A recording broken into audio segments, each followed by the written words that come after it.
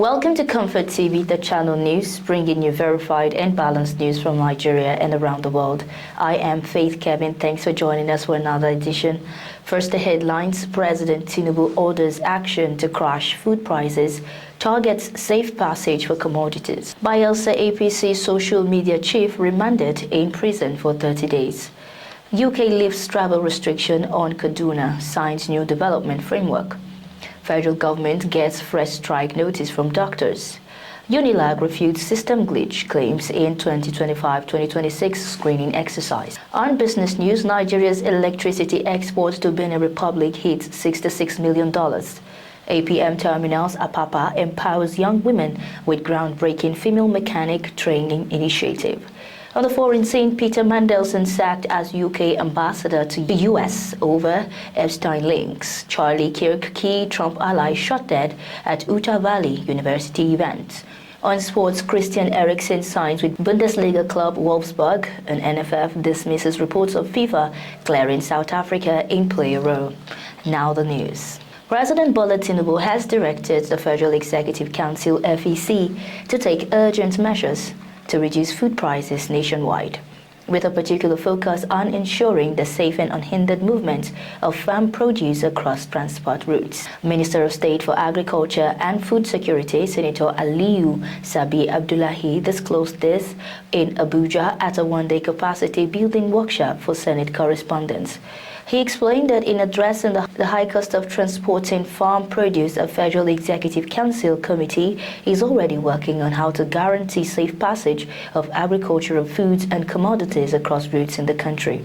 He noted that transportation remains a major driver of food inflation. He says if you know the amount of money being spent moving commodities before they reach markets, people will understand why they are expensive at the point of delivery. The minister said President Tinubu's directive aligns with his broader food sovereignty agenda, which extends beyond food sufficiency to include availability, accessibility, affordability, nutrition, and sustainability. Abdullahi also highlighted upcoming initiatives to boost productivity, including the launch of the Farmer Soil Health Scheme and a cooperative reform and revamp program aimed at mobilizing resources and strengthening grassroots economic activity. The workshop themed parliamentary reporting, issues, challenges and responsibilities also features Senate spokesperson Senator Yemi Adaramodu, Senator Ita Solomon Enang, and Professor Abubakar Suleiman, Director General of the National Institute for Legislative and Democratic Studies, NILDS. A magistrate court in Yenagoa, Bayelsa State remanded Mr. Aye Egberi, head of social media team of the state chapter of the All Progressives Congress APC, for 30 days in the Okaka Medium Correctional Facility. Egberi, 37, faces allegations of cyber-stalking involving the State Police Commissioner, Mr. Francis Idu, Governor Doye Diri, and the Minister of State for Petroleum Resources, Senator Heineken Lopobiri. According to the charge sheet presented before Magistrate Court 14, Egberi was arrested by Operation Puff Adder, led by CSP Chris Wobo, over a series of online publications. He allegedly posted malicious claims accusing the police commissioner and Governor Diri of masterminding the July abduction of State High Court Judge Justice Ebiyerim Umukoro.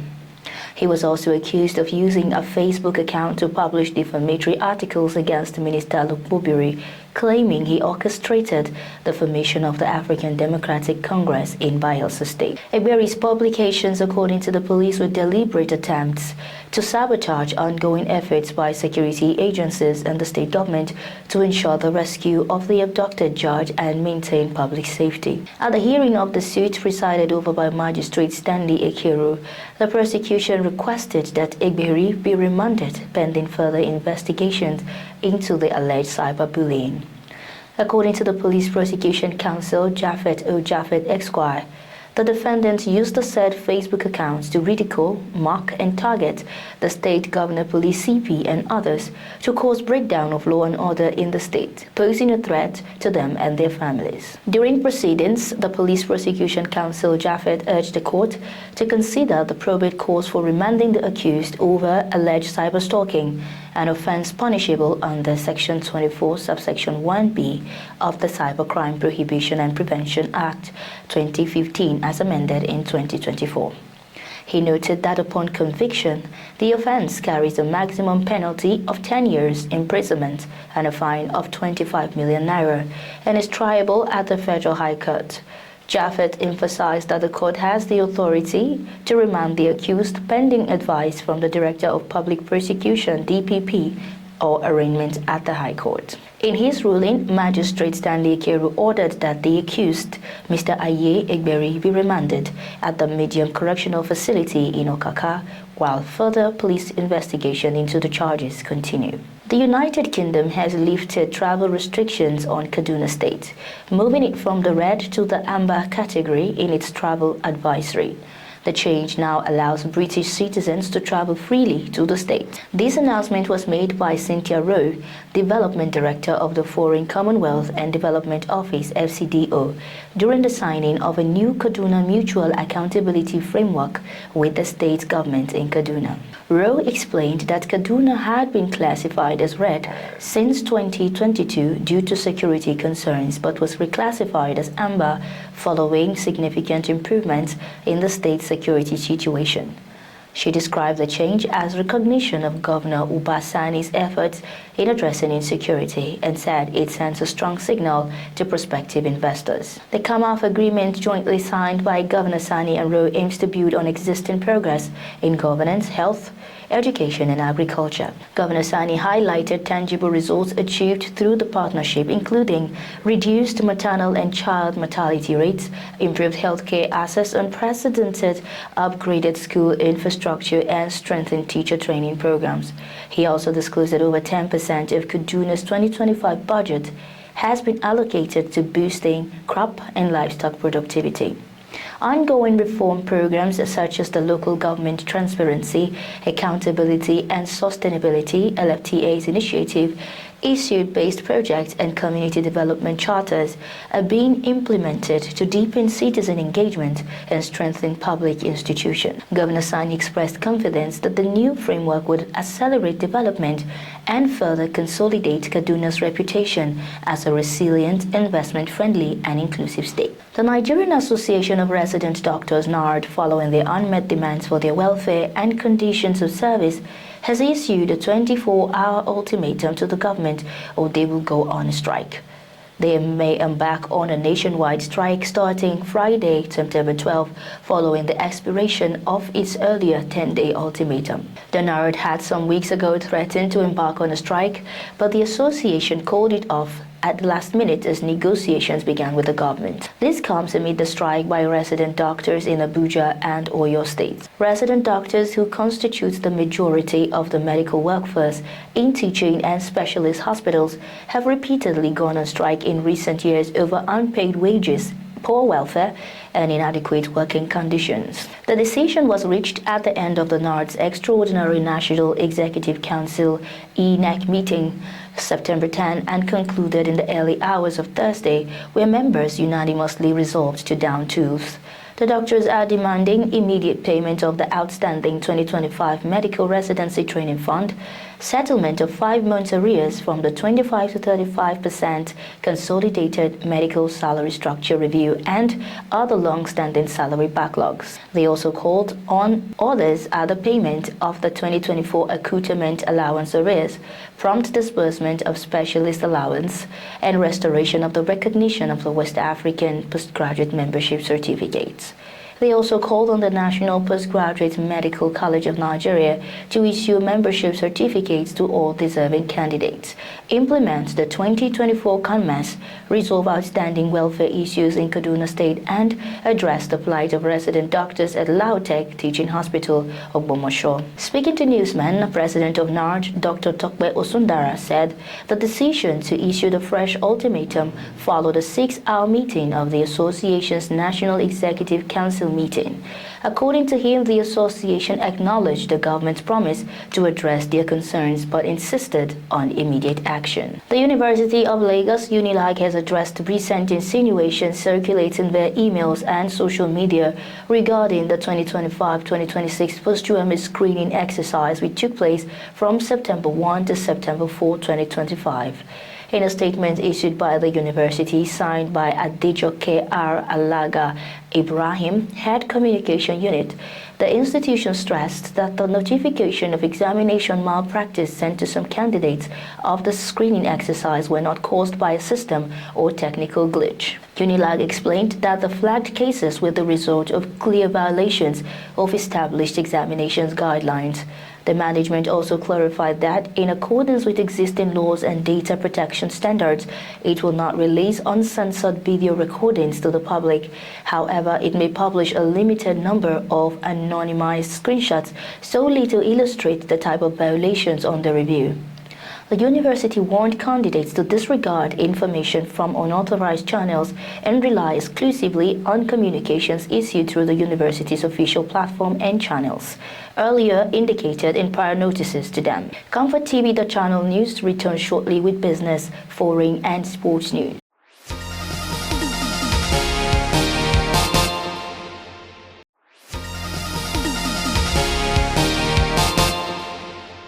Many thanks for staying tuned. This is ComfortTV.channel news on business. In a significant boost to Nigeria's energy sector revenue, the country's electricity exports to Benin Republic have reached an impressive $66 million for the fiscal year ending nearly 2025, according to recent data by the Energy Commission of Nigeria, ECN.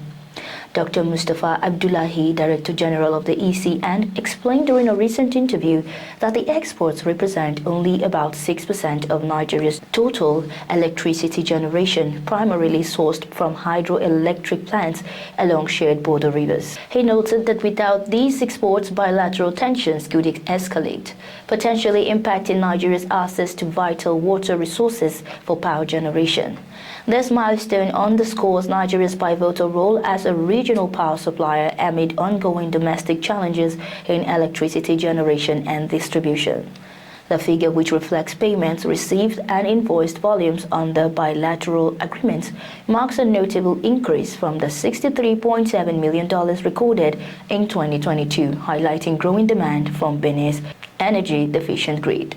Officials attribute the surge to expanded transmission capacities and strategic negotiations that have ensured stable supply lines, even as Nigeria grapples with its own power shortages affecting over 85 million citizens. The value of electricity exports from Nigeria reached approximately $112 million as of early 2025, with primary export destinations being the neighboring countries of Benin and Niger. As part of its corporate social responsibility CSR commitment, APM Terminals Apapa has launched a pioneering female mechanic technical skills training aimed at empowering women in its host communities.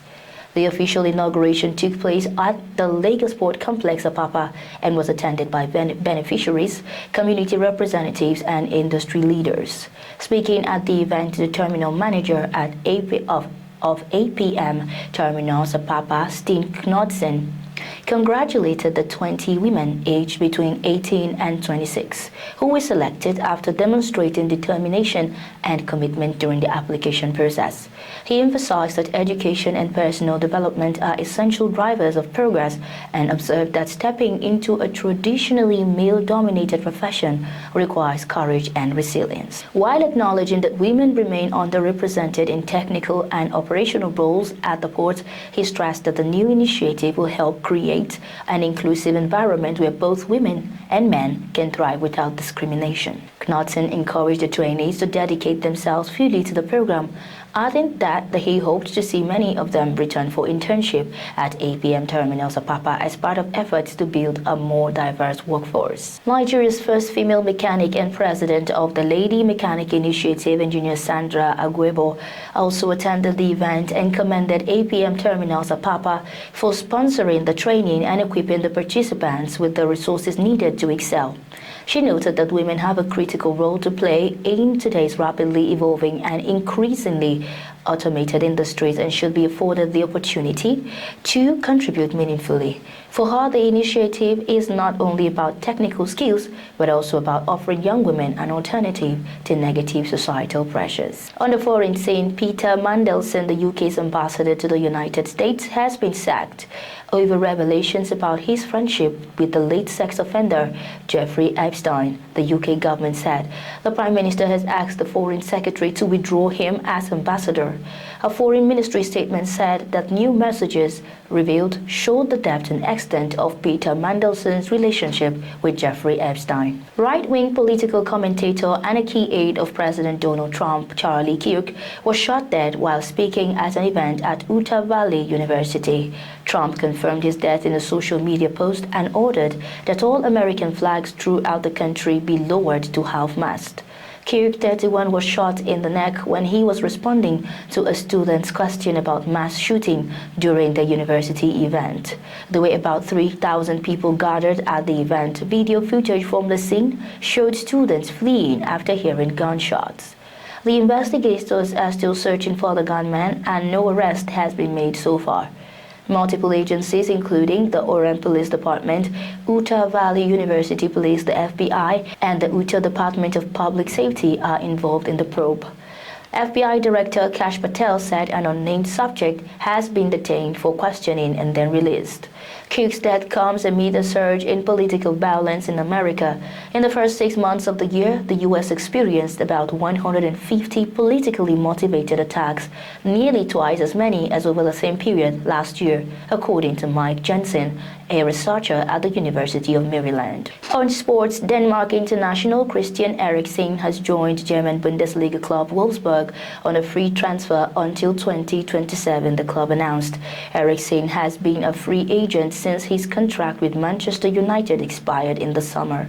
Wolfsburg is Eriksen's third club since he suffered a cardiac arrest during Denmark's game against Finland at the Euros in 2021.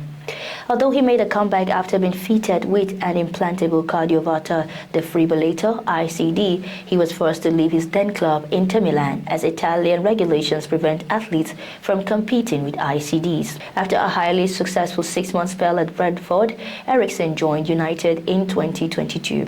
Although he was initially a success, he gradually fell out of favor, first under Erik ten Hag and then even more so under Ruben Amorim, and left the club at the end of last season. Eriksen, who also played for Tottenham and Ajax earlier in his career, has 144 Denmark caps, scoring 46 goals. Eriksen becomes the 6th Danish member of Wolfsburg's squad alongside Joachim Mæhle, Jesper Lindstrom, Andres Skov Olsen, Jonas Wind and Adam Dagim. Still on sports, the Nigerian Football Federation (NFF) has dismissed reports suggesting FIFA has cleared South Africa of any wrongdoing in the ongoing player ineligibility saga involving Teboho Mokoena. Ademola Olajire, NFF Director of Communications, told the newsman in Abuja that it has not received any official communication from FIFA on the matter. South Africa's Bafana risked FIFA sanctions after their midfielder Mokoena was fielded against Lesotho in a World Cup qualifier after receiving 2 yellow cards earlier in the campaign. By FIFA rules, 2 yellow cards from separate matches resulted in a 1-match suspension, but Mokoena played in the next game, which South Africa won 2-0. Lesotho promptly filed a protest asking FIFA to award them a 3-0 win and dock South Africa 3 points. 6 months on, FIFA has yet to issue a formal decision, while the delay added uncertainty to the situation in the CAF World Cup qualifying Group C table. According to newsman, if Lesotho protest stands, South Africa will lose the match and 3 points, while while Lesotho gains a 3-0 with 3 points. However, if FIFA finds the protest invalid or filed incorrectly, South Africa may avoid punishment and retain the already accumulated 17 points. As things stand, Nigeria must focus on winning upcoming matches while awaiting FIFA's verdict. Nigeria 1-1 draw with South Africa on Tuesday meant the Super Eagles occupied the second spot on the log with 11 points from 8 matches. The Super Eagles' next game is an away match to Lesotho at the Toyota Stadium in Bloemfontein, South Africa on October 10, before wrapping up their campaign on October 16 against Benin Republic in Uyo. As it stands, South Africa remains in a strong position to top the group with 17 points from 8 matches, while second place Benin Republic are on 14 points. Fourth place Rwanda are tied on 11 points with Nigeria, while Lesotho 6 points and Zimbabwe 4 points completes the 16th table. Nigeria may now need to win all their remaining games or settle for a playoff route. And that's our news bulletin for today. But before we go, here is a recap of our top stories. President Tinubu orders action to crash food prices, targets safe passage for commodities. Bayelsa APC social media chief remanded in prison for 30 days. UK lifts travel restriction on Kaduna, signs new development framework. Federal government sets fresh strike notice from doctors. Unilag refutes system glitch claims in 2025-2026 screening exercise. On business, Nigeria's electricity exports to Benin Republic hits $66 million. On the foreign scene, Peter Mandelson sacked as UK ambassador to US over Epstein links. On sports, Christian Eriksen signs with Bundesliga club Wolfsburg. And that's our news bulletin. Thanks for watching. For breaking news, exclusive interviews and more, follow us online at ComfortTV.channel on all platforms. Remember to like and share our videos, subscribe to our channel and click on the notification bell so you don't miss out on any updates. I am Faith Kevin. Until next time, stay safe, stay informed.